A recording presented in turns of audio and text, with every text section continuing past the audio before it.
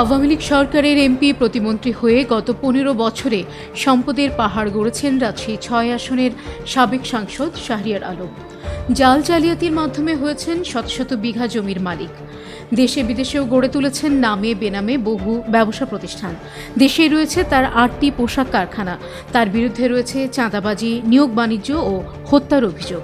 রাজশাহী মহানগরীর বালিয়াপুকুর এলাকার অবসরপ্রাপ্ত রেল কর্মচারী শামসুদ্দিনের ছেলে শাহরিয়ার আলম ২০০৮ সালে রাজশাহী ৬ আসন থেকে প্রথম এমপি নির্বাচিত হন। আওয়ামী লীগ সরকারের টানা ৪ মেয়াদেই এমপি ও ২ মেয়াদের পররাষ্ট্র প্রতিমন্ত্রী ছিলেন তিনি।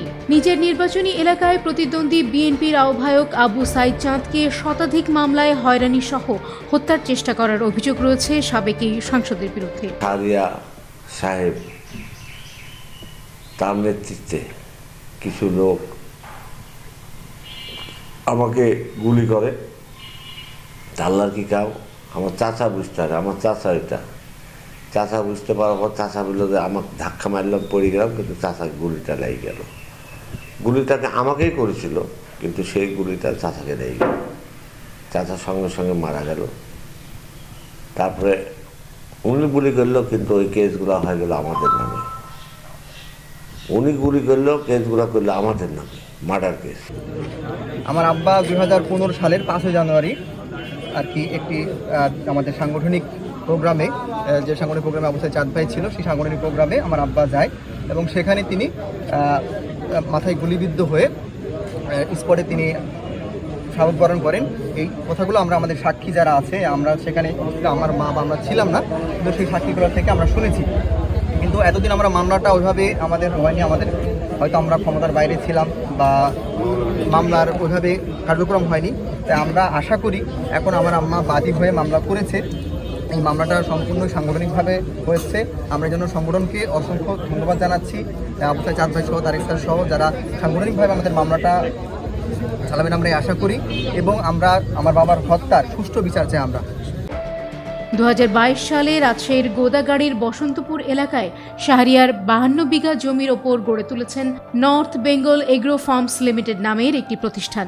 এখানে জালিয়াতি করে দখল করেছেন এক ব্যবসায়ীর ৪২ বিঘা জমি। আদিবাসীদের দখলে থাকা খাস জমিও রক্ষা পায়নি তার দখলদারিত্ব থেকে। মানে এখানে আছে আর আলাদা জায়গাতে আরও ২ বিঘা আছে, দিয়ে মোটে ৪২ বিঘা দাগ খাসগুলো আছে। ওরা বলে পত্তন করেছে নাকি এই সরকার এসে, তাই শুনলাম। তাইলে আপনার ধরলেন মোটামুটি এদিকে ১০ বিঘার উপরেই আছে খাস।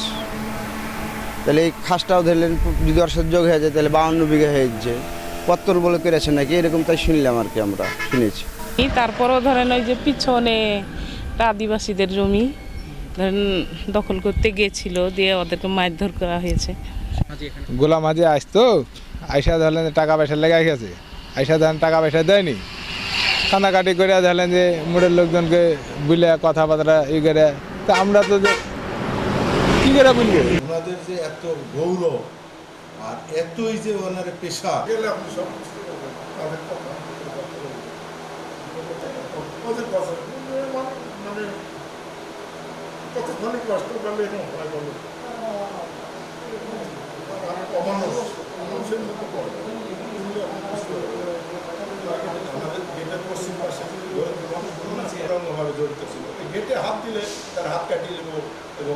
অর্থ সম্পদের নেশায় নিজ নির্বাচনী এলাকায় তিনি চালিয়েছেন ব্যাপক লুটতরাজ।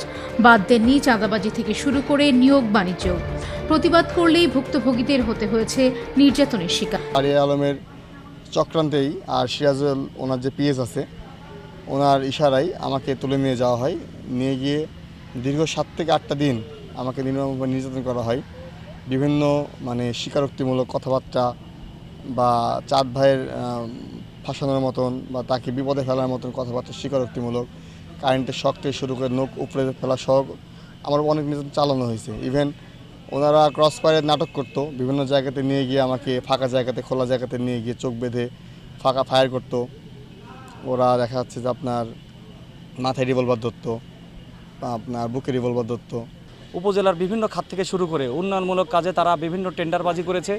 বিভিন্ন কাজে ৫০ লাখ টাকা তারা বরাদ্দ পেয়ে সেখানে ১০ লাখ টাকার কাজ করেছে। ৪০ লাখ টাকা নিয়োগ বাণিজ্য থেকে শুরু করে মানুষকে মিথ্যা মামলা হয়রানি দিয়ে স্কুল কলেজের বিভিন্ন প্রাতিষ্ঠানিকভাবে এবং এলাকার উন্নয়নের কাজেও তারা ব্যাঘাত ঘটানো সার্বিকভাবে তারা বাধাগ্রস্ত করেছে। চারঘাট বাঘা ছাড়াও লালপুর, ঈশ্বরদী, ঠাকুরগাঁও এবং লালমনিরহাটেও রয়েছে শাহরিয়ার আলমের শত শত কোটি টাকা মূল্যের জমি।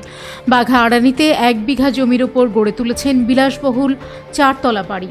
রাজশাহী মহানগরীতে রয়েছে তার মালিকানাধীন বারিন্দ মেডিকেল কলেজ ও হাসপাতাল নামে একটি বেসরকারি মেডিকেল কলেজ ও হাসপাতাল। কিন্তু 2008 সালের হলফনামায় দেয়া তথ্যে তার অস্থাবর সম্পদের পরিমাণ ছিল 2,30,20,000 টাকা। বর্তমানে বাস্তবে তার সম্পত্তির পরিমাণ দাঁড়িয়েছে 1,000 কোটি টাকায়।